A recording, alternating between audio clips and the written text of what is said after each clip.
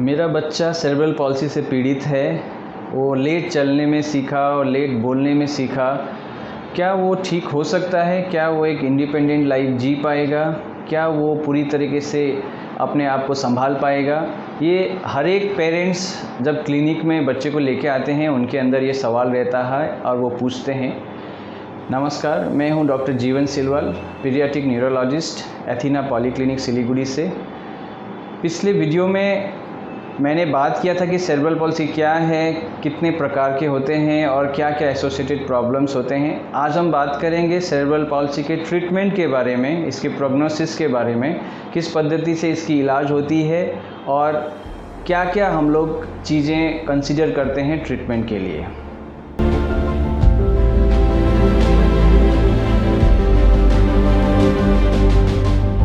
Treatment की बात शुरू करने से पहले मैं एक बार छोटा डायग्नोसिस के बारे में बात करना चाहूँगा कि सेरेब्रल पॉल्सी जैसे दिखने वाले और कई बीमारी होती है। बच्चों में बहुत सारा ऐसा प्रॉब्लम होता है जिसमें बच्चे लेट से बोलते हैं, लेट से चलते हैं। तो हर कोई डेवलपमेंटल डिले सेरेब्रल पॉल्सी नहीं होता है।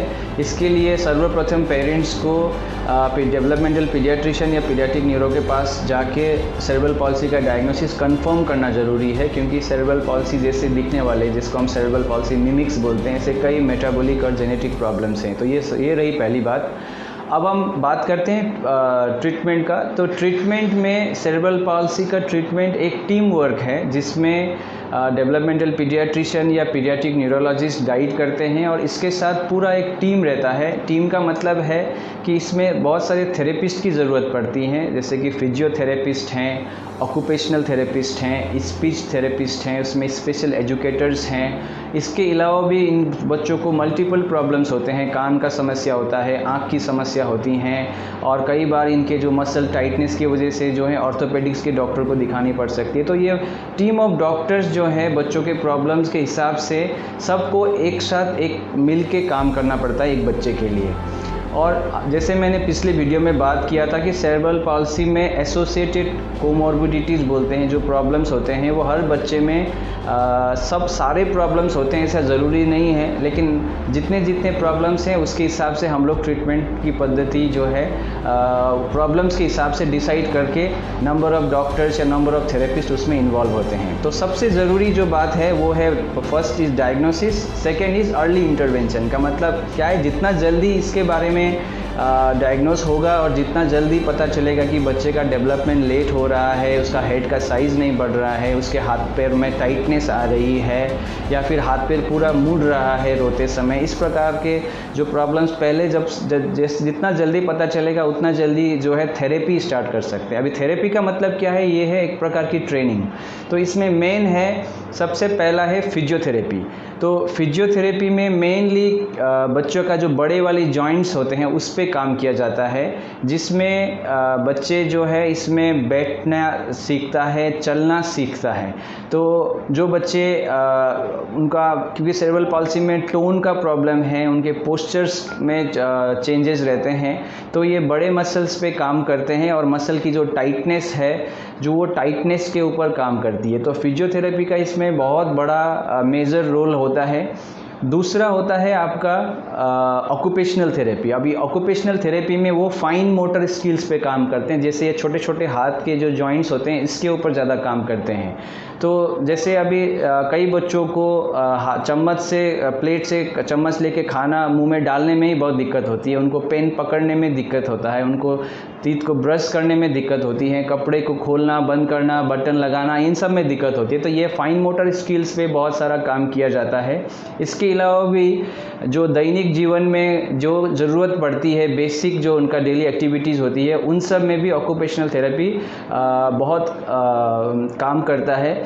इसके अलावा इन बच्चों को सेंसरी प्रॉब्लम्स बहुत सारे होते हैं सेरेब्रल पॉल्सी में। ये एक नया कॉन्सेप्ट है और एक साइंस में एक नया पता चली है कि सेरेब्रल पॉल्सी के बच्चे जिस तरीके से हम चीज़ों को देखते हैं, सुनते हैं, फील करते हैं, उनका वो थोड़ा डिफरेंट रहता है। तो ऑक्यूपेशनल थेरेपी में उनका वो सेंसरी प्रॉब्लम्स को भी टैकल किया जाता है। ये हो गई फिजियोथेरेपी, ऑक्यूपेशनल थेरेपी। तीसरा होता है आपका स्पीच थेरेपी। स्पीच मतलब यानी ये बच्चे बोलने में बहुत लेट से सीखते हैं और कई बच्चे जो बोलते भी हैं तो उनका जो वर्ड जो है स्पष्ट नहीं होता है, कई सारे जो वर्ड्स को वो लोग प्रोनाउंस नहीं कर पाते हैं। तो इसमें आर्टिकुलेशन एक्सरसाइजेज होते हैं जो स्पीच थेरेपिस्ट आपको बताएंगे। तो स्पीच थेरेपी का भी बहुत बड़ा रोल है। तो ये सारे थेरेपीज़ बहुत इंपॉर्टेंट रहते हैं। इसके अलावा कई बच्चे जो है दिमाग से थोड़े कमज़ोर रहते हैं सेरेब्रल पॉल्सी के, तो उनको जो है रीडिंग राइटिंग में प्रॉब्लम हो सकती है, पढ़ाई में थोड़ा पीछे हो सकते हैं, उनकी इंटेलिजेंस थोड़ी पीछे हो सकता है। तो इसके लिए स्पेशल एजुकेटर की ज़रूरत पड़ सकती है। तो ये सारे एज ए टीम काम करना पड़ेगा और अंडर वन रूफ अगर सारे थेरेपिस्ट मिलते हैं तो बच्चों को बहुत हेल्पफुल हो सकता है। तो और ये ट्रेनिंग जो है एक कंटिन्यूस प्रोसेस है।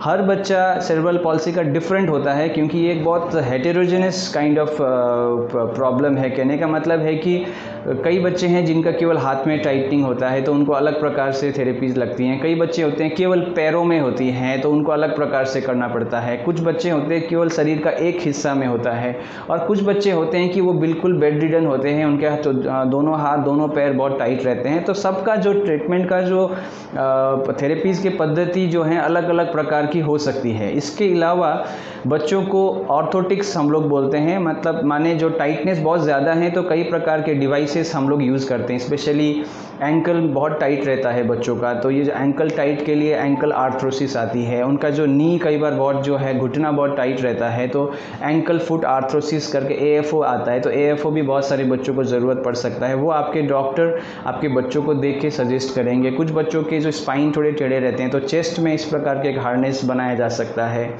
और साथ में जो है ऑक्यूपेशनल थेरेपी आपको हेल्प करेंगे और ऑर्थोटिक्स जो हैं वो भी आपको हेल्प करेंगे कि कई बच्चे जो चल नहीं पाते हैं उनके लिए कई प्रकार की डिवाइस बच्चे हिसाब से वो डिज़ाइन किया जा सकता है।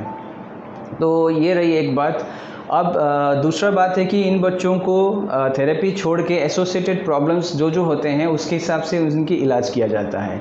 अभी सबसे ज़रूरी बात जो है सेरेब्रल पॉल्सी में वो है बच्चों में स्पैस्टिसिटी यानी टाइटनेस। उनके मसल में बहुत सारे टाइटनेस रहती है, तो इसके लिए बहुत सारे बच्चों को दवाई की ज़रूरत पड़ सकती है, जिनको मसल को थोड़ा रिलैक्स करना ज़रूरी होता है। तो इसके लिए हम लोग बच्चे के हिसाब से हम लोग प्लान आउट करते हैं, जैसे कि बैक्लोफेन यूज़ करते हैं या फिर टिजानिडिन ग्रुप का ड्रग्स हैं, तो ये कॉमनली यूज़ किया जाता है। इसके अलावा भी कुछ और हैं तो किसी को कॉम्बिनेशंस में यूज़ करते हैं। बच्चे में हम लोग उनके टाइटनेस के हिसाब से वो डिसाइड करते हैं।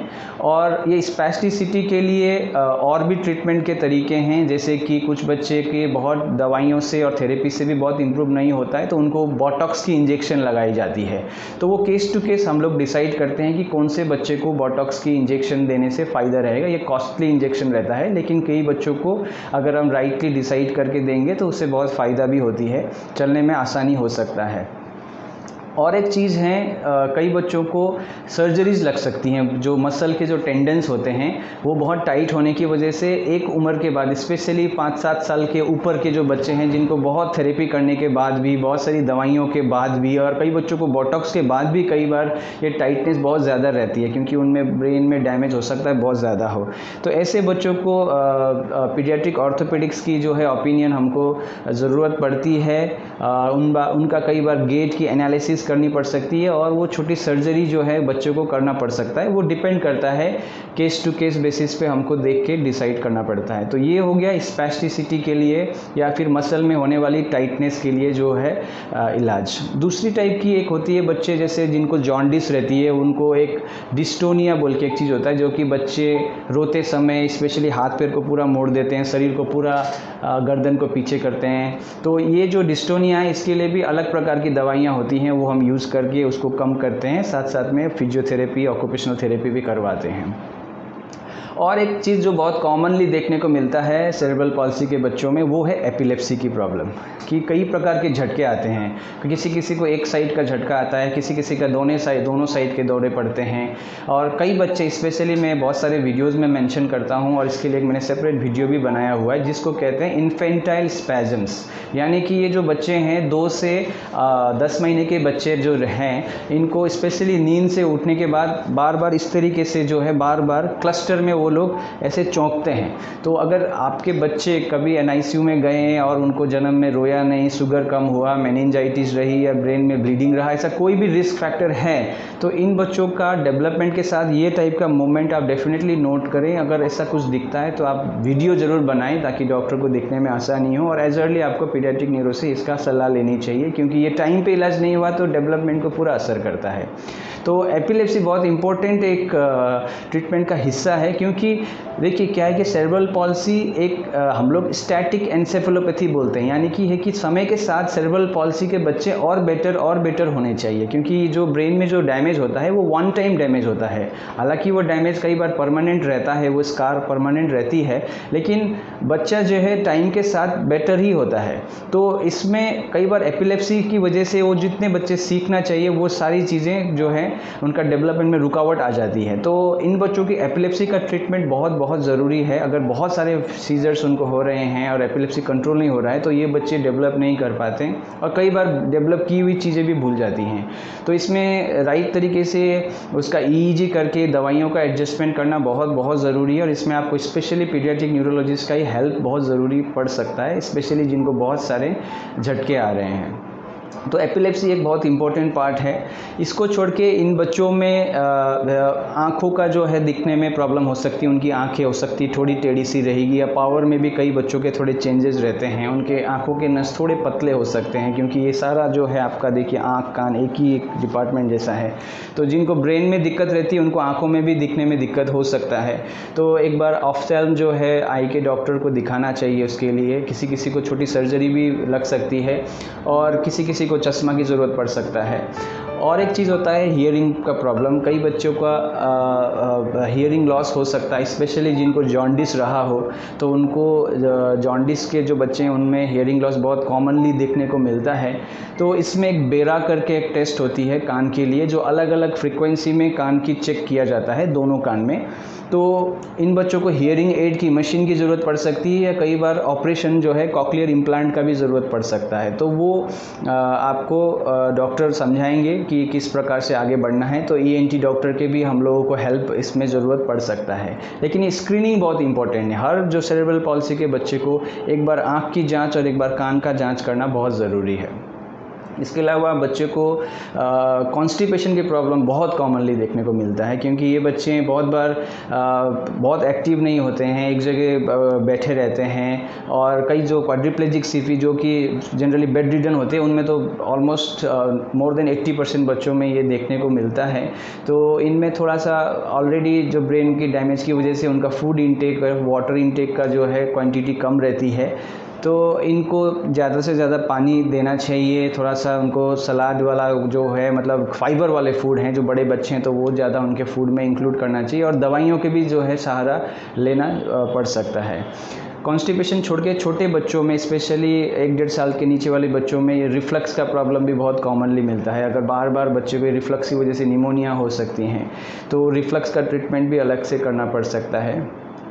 और एक चीज़ है, ये बच्चों में जो राड़ा पड़ता है, जिसको हम साइलोरिया बोलते हैं मेडिकली, जो बहुत सारे यहाँ से थूक बच्चे का गिरता रहता है। क्योंकि इन बच्चों में क्या होता है, ब्रेन के डैमेज की वजह से वो थूक को जो है नॉर्मली हम लोग निगलते हैं, लेकिन ये बच्चे निगल नहीं पाते, तो कंटिन्यूसली मुंह से निकलता रहता है उनका राड़ा। तो ऐसे सिचुएशन में अगर बहुत ज़्यादा हो रहा है तो हम लोग कुछ दवाइयाँ भी यूज़ करते हैं इसको सुखाने के लिए। तो वो केस टू केस हम लोग देख के डिसाइड करते हैं कि किस बच्चों की ज़रूरत है। और चीज़ हैं जो बच्चों में दिखता है वो है दांतों का प्रॉब्लम, एक डेंटल केरीज वगैरह हो गया, या फिर उनके टीथ का केयर प्रॉपर्ली नहीं हो पाता है। तो कई बार डेंटिस्ट के पास जाके इसका इलाज टाइमली करना भी इम्पोर्टेंट है। तो ओरल हेल्थ बहुत इम्पोर्टेंट है, तो ये भी साथ में देखना चाहिए।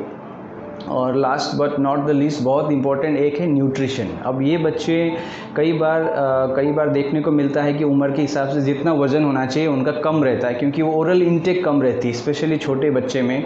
क्योंकि हम जो खाते हैं तो ये पूरा जो मसल्स जो होता है, हमारे गले जो होते हैं, वो सारा कंट्रोल ब्रेन से होता है। अगर ब्रेन में ही दिक्कत है तो ये बच्चों को खाने में भी काफ़ी दिक्कतें रहती हैं। तो ऐसे बच्चों का इंटेक कम होने की वजह से वज़न भी कम स्पीड से बढ़ता है, तो उनका न्यूट्रिशन के लिए आपको पीडियाट्रिशियन का हेल्प लेना पड़ सकता है, डाइटिशियन का हेल्प लेना पड़ सकता है।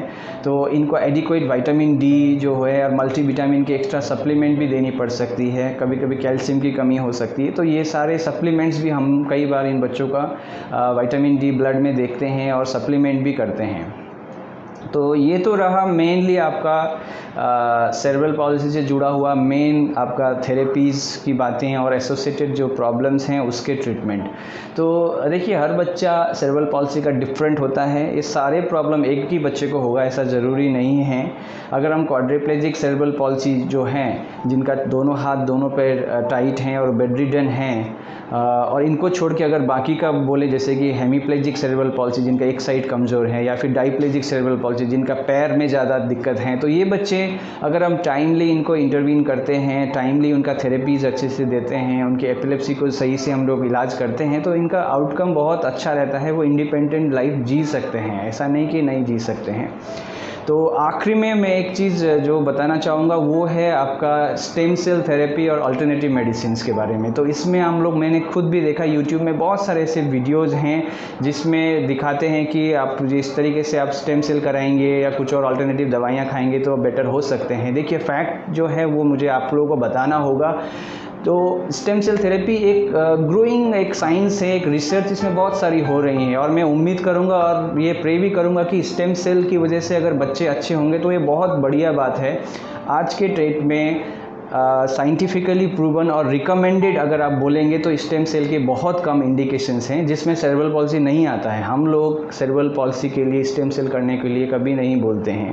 तो जो भी आप लोग वीडियोस देखते हैं, देखिए ये इन वीडियोस के पीछे ना जाना ठीक नहीं रहेगा, क्योंकि इसमें देखिए बहुत कॉस्टली अफेयर है। मैं किसी के खिलाफ या किसी की वो नहीं कर रहा हूँ, मैं बस एक साइंटिफिकली एक प्रैक्टिकल जो रिसर्च में जो हो रहा है उसकी बातें कर रहा हूँ।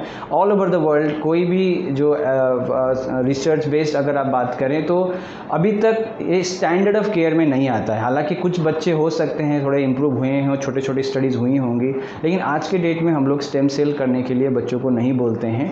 तो ये चीज़ पेरेंट्स को समझना चाहिए। और एक चीज़ है, अल्टरनेटिव मेडिसिन में कई बार ऐसे वीडियोज़ में खुद देख के मैं हैरान हो जाता हूँ कि वो प्रूव करते हैं कि बच्चा पूरा ठीक हो जाएगा। देखिए क्या है कि सेरेब्रल पॉलिसी में एक बार it's a one time insult. जब बच्चों की शुगर कम हो जाती है, या बच्चा जन्म के टाइम में रोता नहीं है, या कुछ मेनिंजाइटिस से कुछ ब्रेन में डैमेज होती है, या कुछ ब्लीडिंग हो जाता है, ऐसा कोई इंसल्ट की वजह से ब्रेन में एक डैमेज होता है, वो डैमेज स्कार में कन्वर्ट होता है, और उसकी वजह से बच्चों में जो है हाथ पैर में टाइटनेस होती है और चलना बोलना लेट होता है। ये है सेरेब्रल पॉलिसी। तो जो स्कार है, स्कार को ठीक करने का साइंस अभी भी नहीं है। देखिए ये एक अभी भी एक इवॉल्विंग साइंस है। तो सेरेब्रल पॉलिसी के इलाज में हम लोग बच्चे के डैमेज या स्कार के ऊपर फोकस नहीं करते हुए हम लोग बाकी बचे हुए बहुत सारे जो ब्रेन के एरियाज है उसको स्टिमुलेट करते हैं थेरेपी के द्वारा, और बाकी उनके बच्चों के एसोसिएटेड जो प्रॉब्लम्स हैं उसको फोकस करके उसको ट्रीट करते हैं। तो हर बच्चा डिफरेंट होता है, उनके डैमेज की सिवेरिटी के हिसाब से हर बच्चे अलग तरीके से रिस्पॉन्ड करते हैं। तो फॉलोअप में रह के ये जिस तरीके से डॉक्टर एडवाइस करते हैं उस हिसाब से चलने से बहुत सारे बच्चे आज से कल से परसों और बेटर होते हुए जा सकते हैं। इसमें सबसे इम्पोर्टेंट चीज़ है कि एक टीम वर्क है। अब एथीना चाइल्ड न्यूरो क्लिनिक में हम लोग daily day to day basis में बहुत सारे सेरेब्रल पॉलिसी के बच्चों को देखते हैं, और एपिलेप्सी प्रकार की एपिलेप्सी हम लोग यहाँ पे ट्रीट कर रहे हैं। और एथीना के एक्सटेंशन में हम लोग यहाँ पे चाइल्ड डेवलपमेंटल सेंटर स्टार्ट किया है, जहाँ पे speech physiotherapy, special educator, occupational therapy, सारी चीज़ों की सर्विसेज अवेलेबल हैं। अगर आपके बच्चे सेरेब्रल पॉलिसी से पीड़ित हैं तो यहाँ लाके आप कंसल्ट कर सकते हैं, और हमारे चाइल्ड डेवलपमेंटल सेंटर में सारे एक टीम के द्वारा बच्चों का थेरेपी करवा के बच्चों को और बेटर कर सकते हैं। अगर आपके पास कोई भी ऐसे डाउट्स हैं तो क्लिनिक में आके कंसल्ट कर सकते हैं। इसके साथ ये इन्फॉर्मेशन के साथ मैं ये सेरेब्रल पॉलिसी के वीडियो को यहीं पे अंत करता हूं, और आप लोगों से मैं विदा मांगता हूं। मैं अगले वीडियो में कोई और टॉपिक के साथ आप लोगों के साथ उपस्थित रहूँगा। तब तक के लिए मुझे विदा दीजिए। नमस्कार।